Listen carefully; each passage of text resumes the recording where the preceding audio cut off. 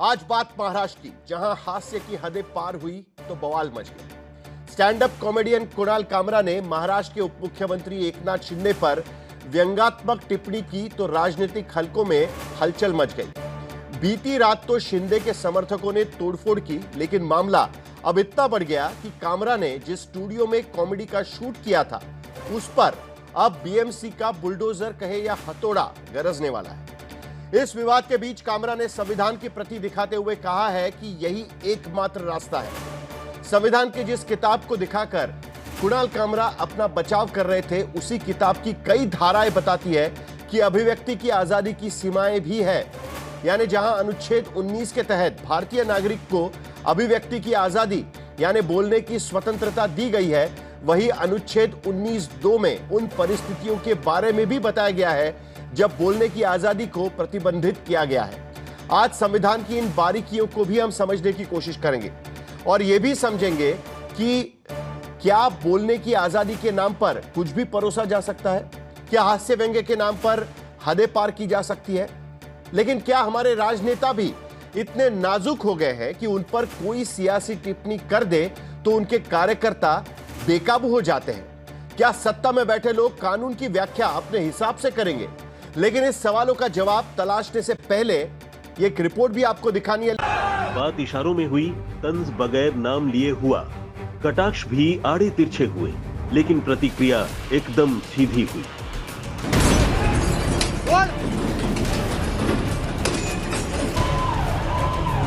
Comedian Kunal Kamra की comedy action से भरपूर सियासी मुकाबले का बारूद बन गई। बारूद इतना विस्फोटक था कि शिवसेना शिंदे गुट के कार्यकर्ताओं ने कार्यक्रम स्थल पर तोड़फोड़ की।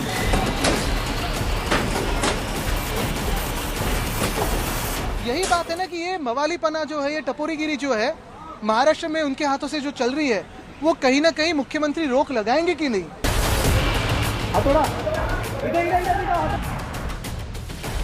फिर बीएमसी की टीम हथौड़ों के साथ स्टूडियो पहुंची।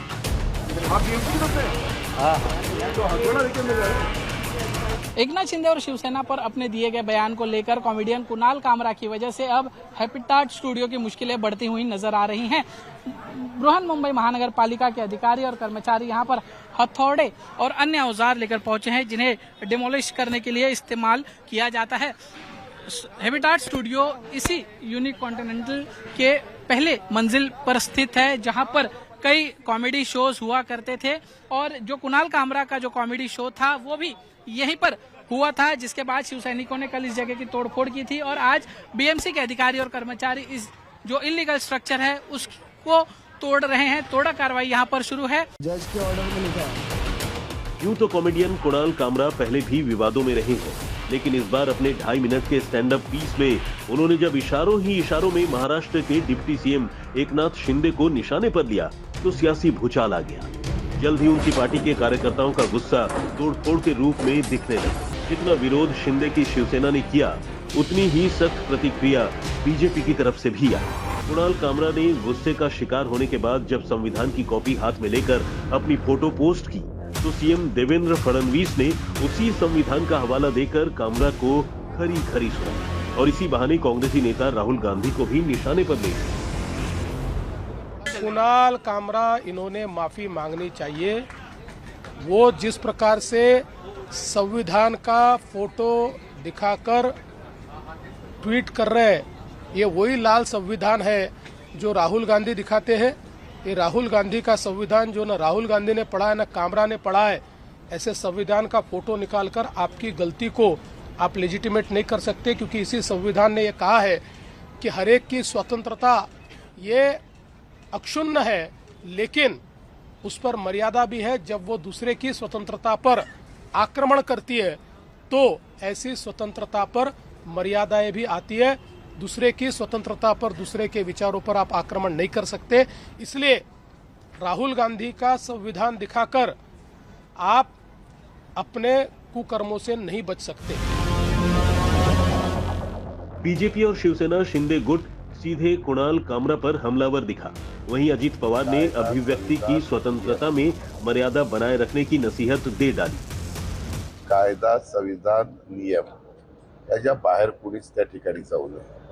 तुम्हाला प्रत्येकाला, तुम्हाला, मला, सगळ्या आजूबाजूच्या जनतेला जेवढा अधिकार दिलेला आहे संविधानाने, त्या अधिकाराचा वापर करून वैचारिक वेगवेगळ्या प्रकारच्या वक्तव्य प्रत्येकाचे असू शकतात, विचारधारा वेगवेगळी असू शकते, मतमतांतर असू शकतं, पण ते मांडताना आणि चर्चा त्याची होताना त्याच्यातनं नवीन प्रश्न निर्माण होऊन आमच्या पोलीस खात्याला पण वेगळं काही काम, कायदा सुव्यवस्था राखण्याचं निर्माण होणार नाही, याची पण काळजी, खबरदारी ही प्रत्येक जबाबदार नागरिकांनी घेतली पाहिजे, असं माझं मत आहे. जज के ऑर्डर में लिखा है। स्टैंड अप कॉमेडी से उठे विवाद ने तूल पकड़ा। सत्ता पक्ष से तीखे हमलों का दौर शुरू हो गया तो उद्धव ठाकरे कामरा के समर्थन में उतर आए और डिप्टी सीएम शिंदे पर भड़ास भी निकाल डाली। कुणाल कामरा ने, मुझे नहीं लगता कुछ गलत कहा है। गद्दारों को गद्दार करना ये किसी पर हमला करने की बात नहीं है। जो गद्दार है वो गद्दार है।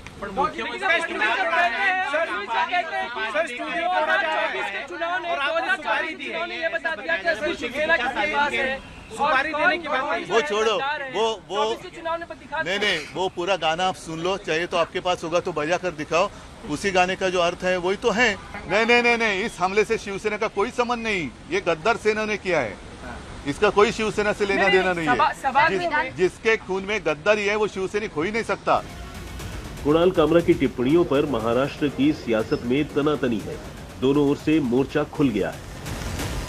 संविधान ने अधिकार फ्रीडम ऑफ स्पीच का है। संविधान में अधिकार संवैधानिक पोस्ट पे जो बैठे हैं उनका अपमान करने का अधिकार नहीं दिया हुआ। वंदनीय हिंदू हृदय सम्राट शिवसेना प्रमुख बालासाहेब ठाकरे जी के शिवसैनिक है और बालासाहेब ठाकरे जी एक विश्व विख्यात कार्टूनिस्ट थे। उन्होंने उस वक्त तो पंडित नेहरू जी से लेकर सभी के कैरिकेचर्स निकाली हुई है। तो ये टीका टिप्पणी, हास्य विनोद, उसको स्वीकृत करने की बड़ा दिल लगता है उसके लिए। जो कुछ उसने कविता में कहा हो तो राजनीतिक विपक्ष दलों के हर नेता मंच पर कह रहे हैं ना। उसने कुछ अलग नहीं कहा, उसने कविता के रूप में कहा। इतनी क्यों लगती है बात? सच्चाई उसने कही, उसमें एक वाक्य नहीं, हर शब्द सही निकला है ना, तो बुरा क्यों लग रहा है? इस बीच एमआईडीसी पुलिस थाने में कामरा के खिलाफ केस दर्ज किया गया है। शिकायत करने वाले शिवसेना विधायक मुरजी पटेल तो कहते हैं कि माफी नहीं मांगी तो कामरा का मुंह काला कर देंगे। आने वाले 2 दिन में माननीय शिंदे साहब की माफी मांगे, नहीं तो मुंबई का शिवसैनिक उसको जहां रास्ते पे दिखेगा उसको मुंह पे काला पोंछेगा। सियासत में व्यंग और तंज होते हैं, लेकिन इस बार टिप्पणियों ने सीमा पार कर दी तो महाराष्ट्र में नई जंग छिड़ी। चर्चा उद्धव के सीएम रहने के दौरान विरोधी टिप्पणियों तक भी पहुंच गई। अब महाराष्ट्र में ये टकराव तूल पकड़ चुका है, जिस पर नया रण छिड़ा है। मुंबई में दिव्येश सिंह और दीपेश त्रिपाठी के साथ आज तक ब्यूरो।